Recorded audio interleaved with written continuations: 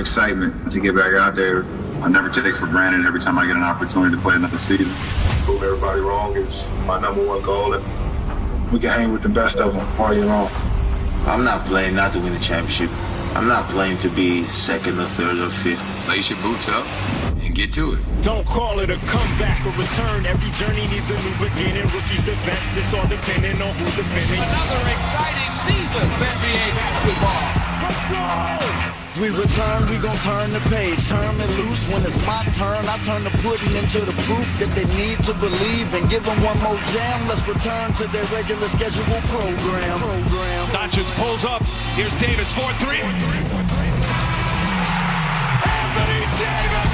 Bang! Can you believe that? When I'm making moves, hate to lose, we don't break the rules. Break them down, when I cross them over, you can take your shoes. Oh my goodness, that's a bad man.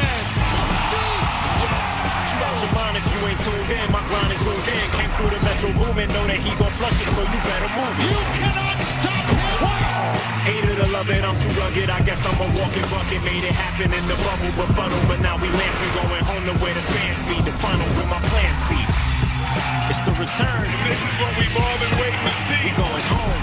That is amazing. It's what you've been missing. Basketball is back, NBA style. Hoop season begins.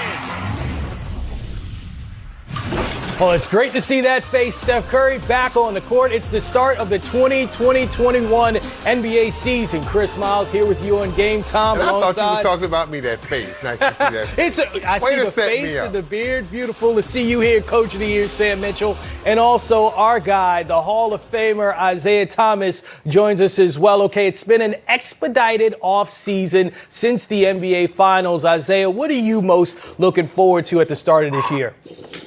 I'm looking forward to seeing Durant back, Steph Curry play again. I mean, those two were missing, and then we got Kyrie who missed a good portion of the season.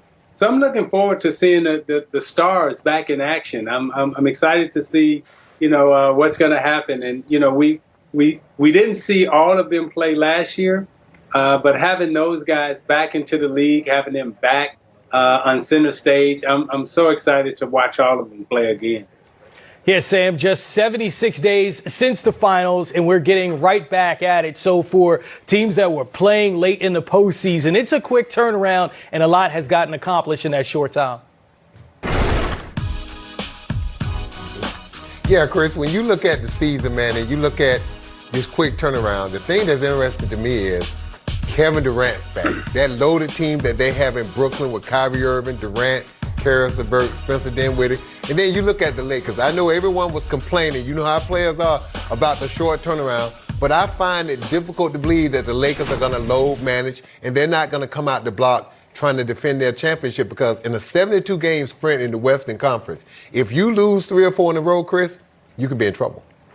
Well, we didn't have to wait for the marquee matchup, the Warriors and the Nets, the first game of the season at 7 o'clock. KD's first game since the 2019 Finals comes against the team he won 2 rings with. And the Clippers, they have to watch the Lakers receive their rings for championship number 17. That game is at 10. Here's PG-13 on having to watch his rivals win the title and get their rings. December 22nd won't be the test of finding who we are and where we're at. Playing the Lakers on their opening ring ceremony. It'll be a great ceremony for them. But it's the start of what we're trying to do. And that's the only thing we got to look at. It's the start of the marathon and the race that we're running for this year. We got enough motivation going into this season, regardless if we started this season off with someone else or the Lakers. We got enough motivation for this season. Let's welcome in TNT reporter Allie LaForce, and also host here at NBA TV. First and foremost, happy holidays and happy start to the 2021 NBA season to you, Allie. Thank you so much, Chris. Great to be with you. I tried to bring some festive spirit with the red shirt. Very excited for the holiday season and to kick off this NBA season as well. Love the motivation, but the subtleness of Paul George there, echoing really the sentiment of Steve Ballmer, who has said You can be as frustrated and as mad as you want, but if you don't turn that into progress, it's worthless. So the whole team has this attitude of, yes, we are not going to forget how last season ended, but we're going to channel our frustration to put everything we have on the court each and every day. And tonight, they are just going to be reminded once again that there was a better team in LA last season. As for the Lakers, I mean, they transformed their entire roster a couple years ago for this moment. And LeBron even admitted on Instagram today when he posted, wow, it's ring night. It just hit me. Hate that my friends and family and the fans won't be there to witness it. But nevertheless, I cannot believe I'm ringing it up again. Hashtag truly blessed. Well, a guy that knows a thing or two about getting rings, KD. He's on the East Coast now playing with Kyrie, but his first game is against the team that he won those 2 rings with in the Golden State Warriors. That should be an intriguing first matchup for this season. I'm really excited. I thought the way he handled the questions about can the Nets win a championship was really poised. He said, you know, winning a championship at the end of the day, it's just basketball. And we try to put so much pressure, so much emphasis on what it takes to win. But he had his teammates back throughout the whole day yesterday. He said a lot of these guys have been playing hoops since they were kids. Their mind is in the mentality of being in the biggest moment. So he said, my teammates don't need the experience of the playoffs to let them know they can play on that stage. Let's hear from KD on facing his former team that he won a championship with. Injuries happen in this league, and I had a tough one, but I wouldn't blame that on anybody. And I don't need this game or me to play well or win this game to feel like I have closure on that situation. I mean, if I winning a basketball game is going to give me closure for 3 years, then I really didn't have a good time there, I guess. I mean, so it was deeper than just this game, and it's bigger than the injury. I mean, that has nothing to do with our relationship, you know, and how I'm going to play or how I'm going to approach my former teammates and organization. It's just about going out there and being me. He's had a lot of time to heal physically and mentally from that injury. By the way, the Warriors are going to start their number 2 overall pick, James Wiseman, tonight. We knew he would most likely at some point this season be a starter. We just didn't know when. They could have went with Kevon Looney. They could have went with Marquise Chris, but they're going to throw him into the fire. Kind of similar to when Kyrie Irving, who he will be facing tonight, was a rookie, didn't play in many games in college, didn't get a summer league in or a summer camp in because of the lockout. So very similar to Wiseman, who will be playing his first basketball game, by the way, in 13 months. Also something to watch out for. The Brooklyn Nets tonight are dedicating this season opener to honoring the essential workers who have shown that they are New York tough, which is awesome. So throughout the game, they're going to be highlighting and thanking all of the local heroes. And major props to the Nets for remembering who's really important. Absolutely. And for James Wiseman, played just 3 games in college. We get to see him on opening night. Allie LaForce, thank you. So looking at the Clippers and the Lakers tonight, let's go back to Isiah Thomas and let's talk legacy. When we look at LeBron James chasing the all-time scoring record right now, he's in 3rd place. He scored over 1,600 points last season, so he's about 2,600 points from 2nd all-time, 4,000 points from 1st all-time. Do you think it's realistic for LeBron James to catch Kareem and Karl Malone? You know, I really do think that he has a good shot to do it. The way he takes care of his body, the physical conditioning that he's in, the way that he plays the game. And then he can score when he wants to score. He's improved his 3-point shooting. And you know, Chris, if he was a better foul shooter, he may be closer to the record now than he may be closer to the record if he was a better foul shooter. But I think he will eventually catch Kareem. And every night that LeBron James plays, he's going to break another record. You can mark it down, whether it be rebounding, whether it be assists, whether it be whether it be scoring, whether it be playoffs. I mean, he breaks a record every time he steps out on the floor and plays.